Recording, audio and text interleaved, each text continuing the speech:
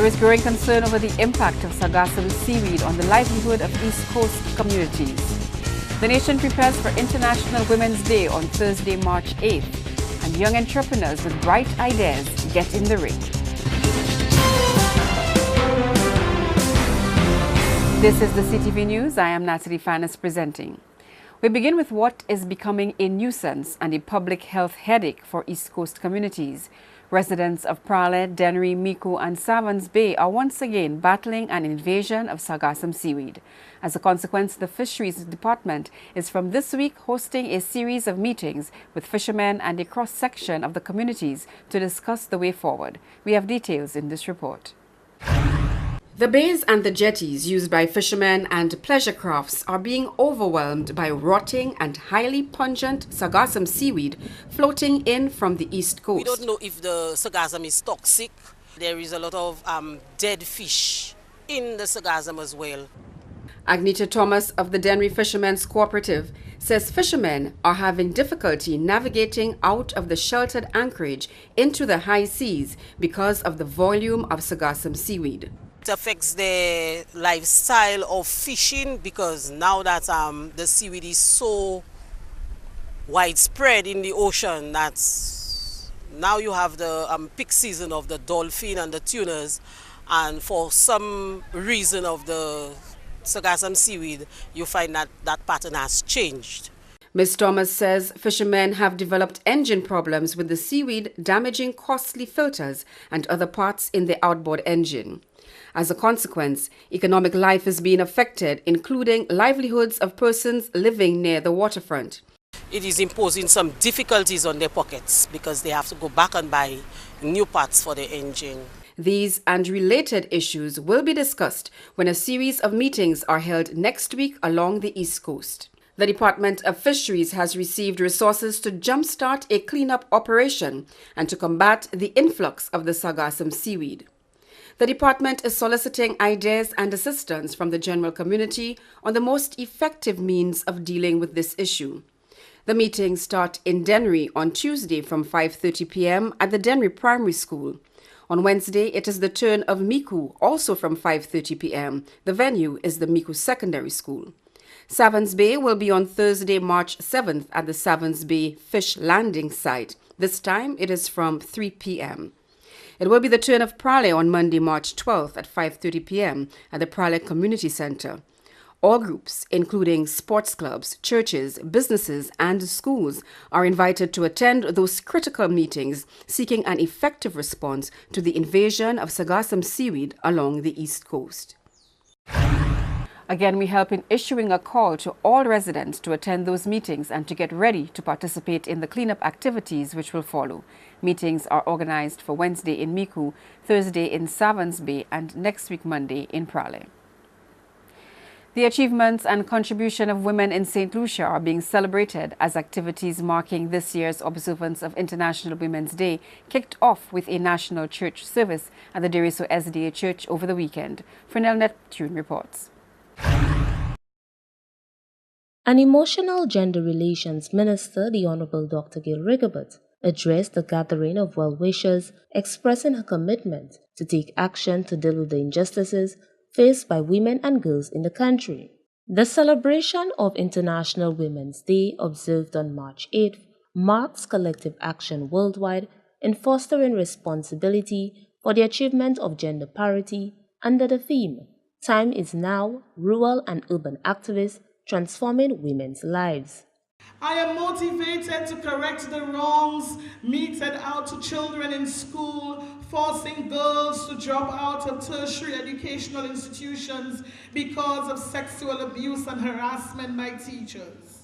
Little boys who are damaged for life because of the unscrupulous behavior of the very teachers they trusted.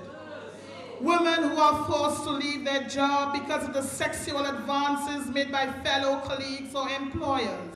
Dr. Rigobert also called on St. Lucian women to support the advancement of other women and to shun mediocrity. I wish to appeal to you women wherever you are, not to allow yourself to be used as a pawn or a weapon in advancing the cause of those who do not see who do not want to see women advance, people who do not appreciate the contribution of women, people who denigrate women, people who have no respect for women, and people whose actions are diametrically opposed to their rhetoric when it comes to the empowerment of women. The Division of Gender Relations will host a series of activities throughout the month of March in observance of International Women's Day, including a Young Leaders Forum, showcase for rural and urban women, empowerment and sexual harassment seminars, and a Women and Girls in Science activity, among others. From the Communications Unit of the Ministry of Education, Innovation, Gender Relations and Sustainable Development, I am Fernand Neptune reporting. 17 governmental and non-governmental institutions with data and information management mandates have become signatories to a Memorandum of Understanding on institutional arrangements for cooperation on environmental information management in St. Lucia. Chris Satney reports. The goal of this Memorandum of Understanding is to establish a mutually beneficial partnership for accessing and sharing of data pertinent to reporting on multilateral environment agreements or MEAs. The ultimate goal is the development of a national environmental information system, which will be hosted by the government of St. Lucia. Minister with responsibility for sustainable development, Honorable Dr. Gail Rigobert, says the signing of the MOU is a step in the right direction, as this will further promote sound, reliable, and accurate reporting on environmental information. The development of this system supports St. Lucia's vision to improve the management of environmental information, while at the same time creating the enabling environment to ensure that data and information are given greater prominence in decision making. The Department of Sustainable Development engaged the various stakeholder agencies in a series of informative presentations. As such, Deputy Chief Sustainable Development and Environment Officer Annette Leo says permanent secretaries, heads of agencies, and technical officers were sensitized on the objectives and significance of the MOU to their agency. The engagement of all agencies, particularly those involved in environmental management, is paramount to the quality of information that we envisage will be generated from this environmental information system soon to come on stream. Support for the project was provided by the Global Environment Fund Facility, or GEF, through its implementing agency, the United Nations Environment Programme. From the Communications Unit of the Ministry of Education, Innovation, Gender Relations and Sustainable Development, I am Chris Satney reporting. Urgent meetings are taking place on a disease which is affecting dasheen grown locally. It's the taro blight disease, in which fungus discolors and scars the dasheen leaves. Here is more. Dasheen producers from throughout Agricultural Region 8 met at the Inland Reception and Distribution Center in Odson for a one-day workshop on the identification and management of the taro blight disease in dasheen. Taro blight is a fungal disease which causes discoloration and scarring to the leaves of plant species from the dasheen family.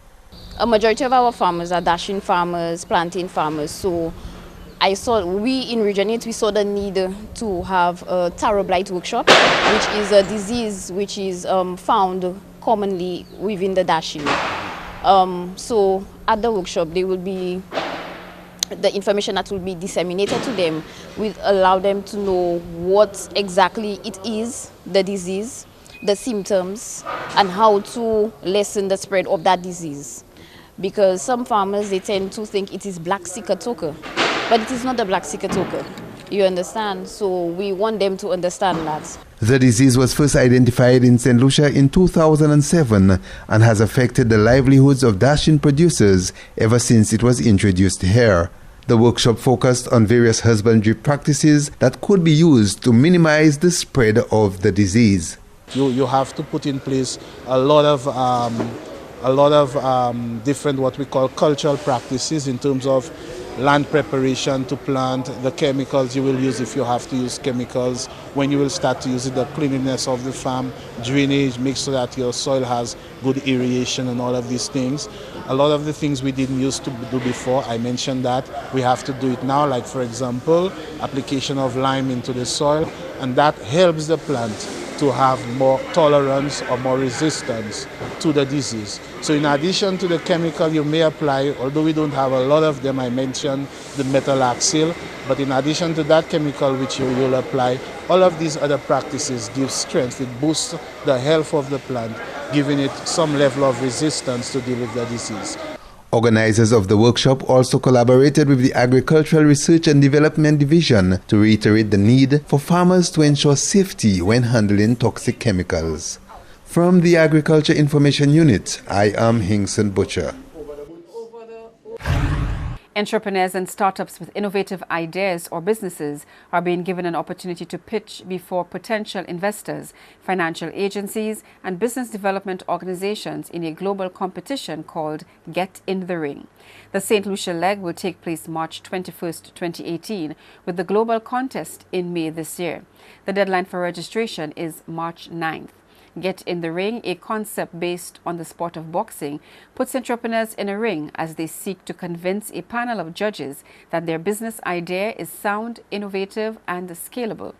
The contest is being promoted by the St. Lucia Chamber of Commerce through the St. Lucia Youth Business Trust and the Junior Achievement, with lead partner, the Department of Commerce. The National Workers Union is reporting that Mr. Joseph, a senior labor official in the Department of Labor, has summoned the management of the Soufre Hot Wire Ride Limited and the National Workers Union, the NWU, to an urgent meeting to be held at the department's Viewfort office on Wednesday, March 7, 2018 at 10 a.m. The purpose of the meeting is to discuss the company's decision to make 6 workers redundant, having received a recognition claim by the National Workers Union on behalf of workers employed with Soufre Hot Ride Limited.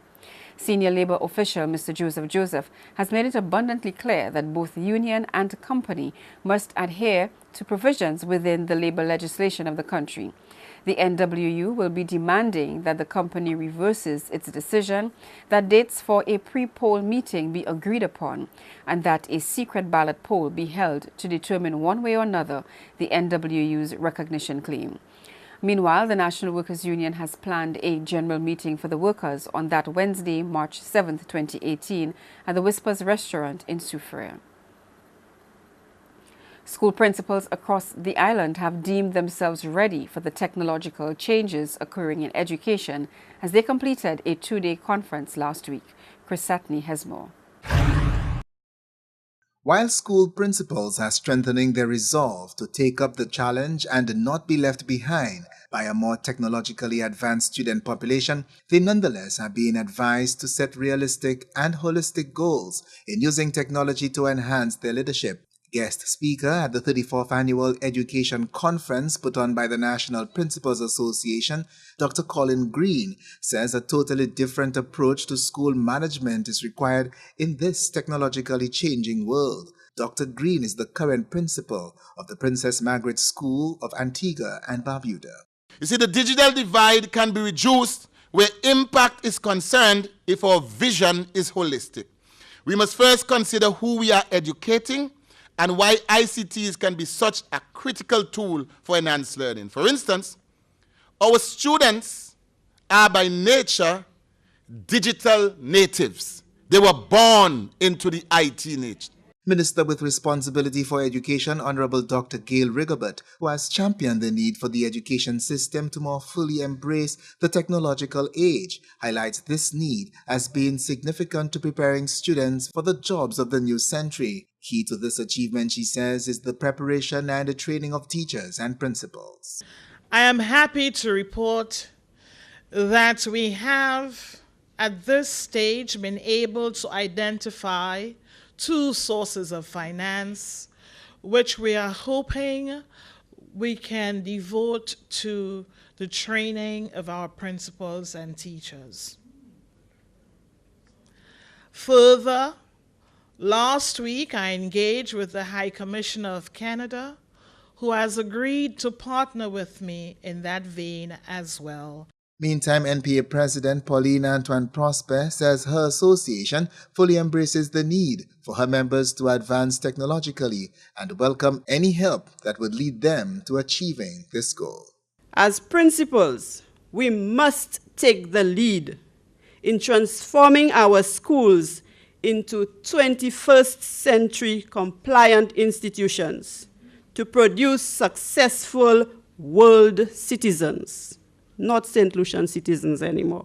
Pauline Antoine Prosper is also the principal of the Delsec Combined School. She became president of the National Principals Association in November of 2017, following a keenly contested election of officers. From the Communications Unit of the Ministry of Education, Innovation, Gender Relations and Sustainable Development, I am Chris Satney reporting. Panic and peril, human behavior in fire situations, is the topic for the second in the lecture series, Uprising, the Illumination series, hosted by the Sir Arthur Lewis Community College. The lecture takes place on Wednesday, 7th March 2018 at 7 p.m. at Sehi Room 1. The second lecture will be delivered by Mr. Juan Jean-Baptiste, a lecturer in the Mechanical Engineering Department, Division of Technical Education and Management Studies. Mr. Jean-Baptiste holds a bachelor's degree in Mechanical Engineering from the University of Las Villas in Santa Clara, Cuba. He graduated with an International Master of Science and Fire Safety Engineering degree, which he pursued with the Universities of Lund in Sweden, Ghent University in Belgium, and University of Edinburgh, Scotland. And finally, Court St. Lucia celebrated St. Lucia's 39th independence with a twist this year. The idea was to celebrate all things St. Lucia by staging a unique home decorating contest. Contestants were challenged to create an interior design concept for a room decorated with an independence theme using locally produced furniture and accessories available at courts. Court staged their first ever Independent Spaces room decor competition. The competition was developed as a platform for aspiring amateur designers and interior decorators to showcase their creativity and love for all things St. Lucia in celebration of our 39th anniversary of independence. As the name suggests, it's an independence competition. Court saw it fit to do a room decor interior design competition in keeping with our 39th independence. And we gave amateur interior designers a chance to come and outfit a room. They had to choose any item from our very wide range, any furniture item, any accessory, rugs, anything that we sell. They were able to choose it and to design their own room. The competition was announced earlier in February in anticipation of the 39th annual Independence celebrations. All aspiring interior designers were invited to submit a drawing of their concept for a living room, bedroom, dining room, or kitchen design using furniture and accessories found in the court stores. The 6 finalists were selected and they each received a $300 cash stipend for essential items and were given access to all the furniture and accessories available at the court's Marisol Superstore.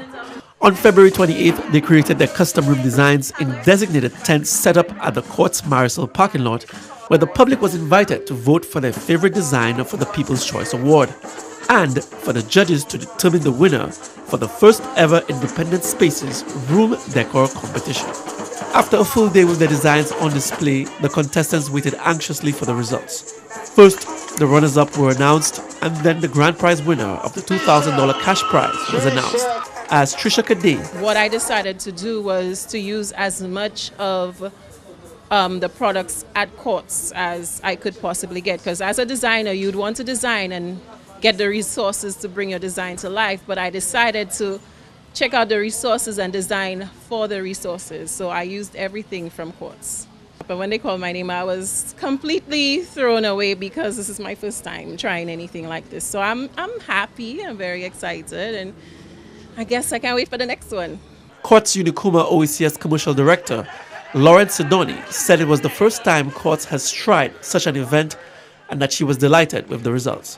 Courts was pleased to have the opportunity to showcase local talent while at the same time celebrating St. Lucia's 39th year of independence and focus on Made in St. Lucia with pride. All involved are already looking forward to next year. And that concludes the CTV News package tonight. I am Natalie Fanis. Good night.